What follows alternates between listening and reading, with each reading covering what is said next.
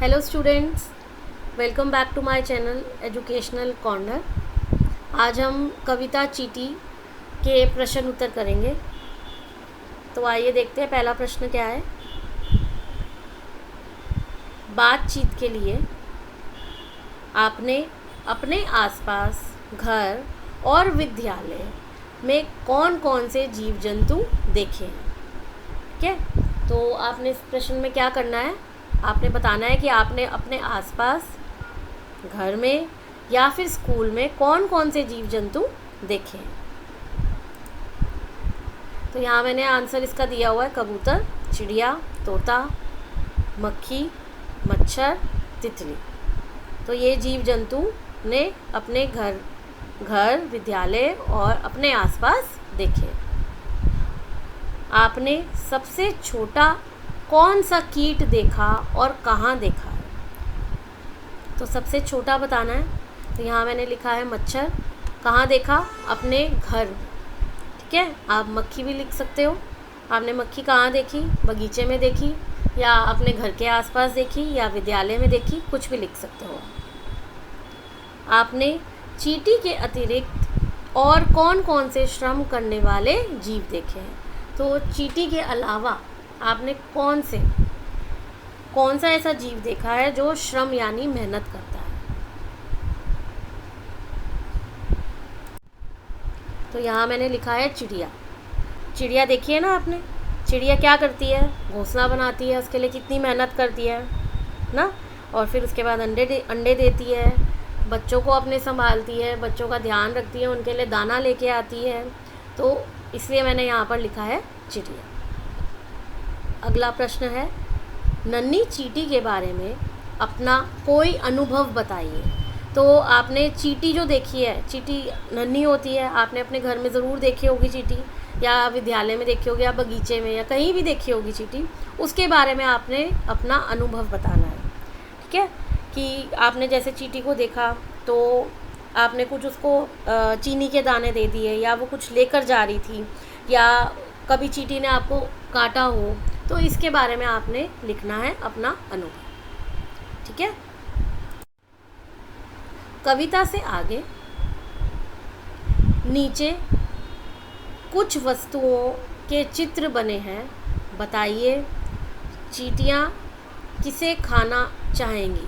उस पर ऐसे स्माइली बनाना है, इसका चिन्ह बनाना है। ठीक है, तो देखिए लड्डू, हाँ बिल्कुल खाना चाहेंगी, मीठा होता है। करेला नहीं खाना चाहेंगी, कड़वा होता है। गेहूं के दाने बिल्कुल खाना चाहेंगी। चीनी हाँ बिल्कुल खाना चाहेंगी। शहद बिल्कुल खाना चाहेंगी, मीठी होती है।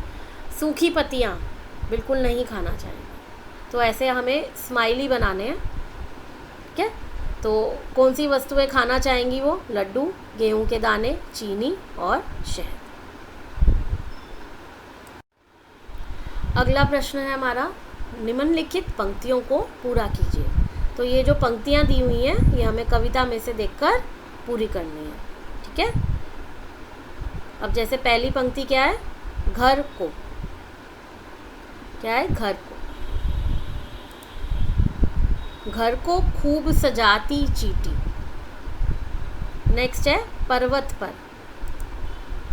पर्वत पर चढ़ जाती चींटी। दाना चुनकर लाती चींटी।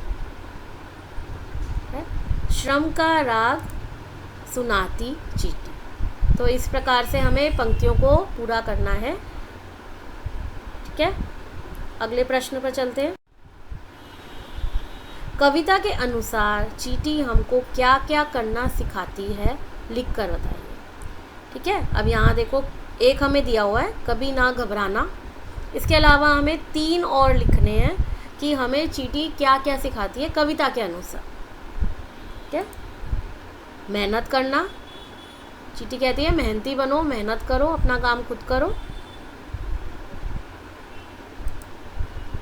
घर को सजाना, अपना घर बनाती है फिर घर को सजाती है। ठीक है, अडिग रहना। क्या? अडिग रहना। बड़े से बड़ा काम कर लेती है अडिग रहकर, अब ज़िद पर आकर बड़े से बड़ा काम वो कर लेती है। तो 3 हमने चीज़ें सीखी हैं यहाँ पे, मेहनत करना, घर को सजाना, अडिग रहना, और चौथी यहाँ पे दी हुई है कभी ना घबराना। ठीक है। अगला प्रश्न, भाषा की बात। कविता में चींटी को क्या क्या कहा गया है? ठीक है, हमें यहाँ पर लिखना है कि चींटी को कविता में क्या क्या कहा गया है। जैसे यहाँ बोला गया है कलाकार। कलाकार क्यों बोला गया है? क्योंकि वो अपना घर सजाती है। मेहनती बोला गया है क्योंकि मेहनत करती है, मेहनत करने से कभी नहीं घबराती। अडिग बोला गया है, बड़े से बड़ा काम ज़िद्दी होके कर लेती है। और आगे बढ़ने वाली, हमेशा आगे बढ़ने वाली बोला गया। ठीक है।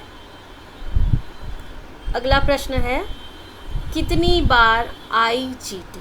ठीक है, तो चींटी कविता में चींटी शब्द कितनी बार आया है, इन्हें गिनिए और उतनी चींटियाँ बनाकर पंक्ति को पूरा कीजिए।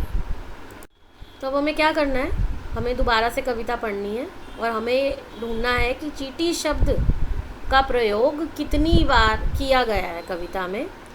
तो जब हम इसे गिनेंगे तो ये आएगा 8 बार किया गया है। ठीक है, 8 बार चींटी शब्द का प्रयोग किया गया है। तो यहाँ हमें चींटियाँ बनाकर पंक्ति पूरी करनी है। 2 तो बनी हुई है, तो हमें और कितनी बनानी है? 6 बनानी है। तो इस प्रकार से आप देखो, इसके आगे चींटियाँ बना सकते हो।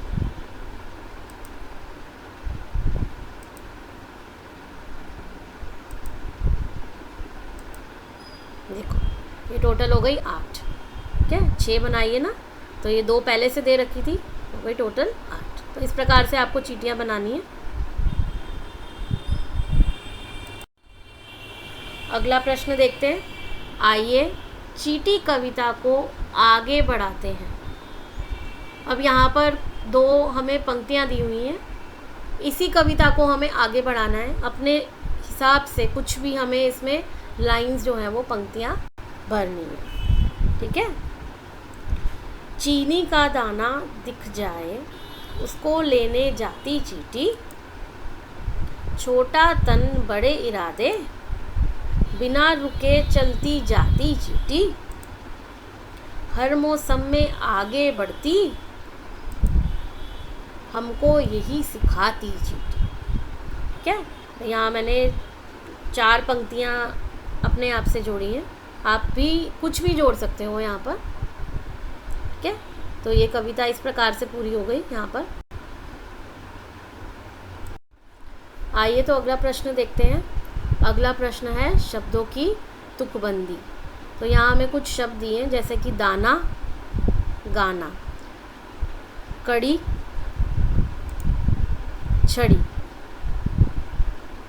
धूप, रूप, राग, भाग।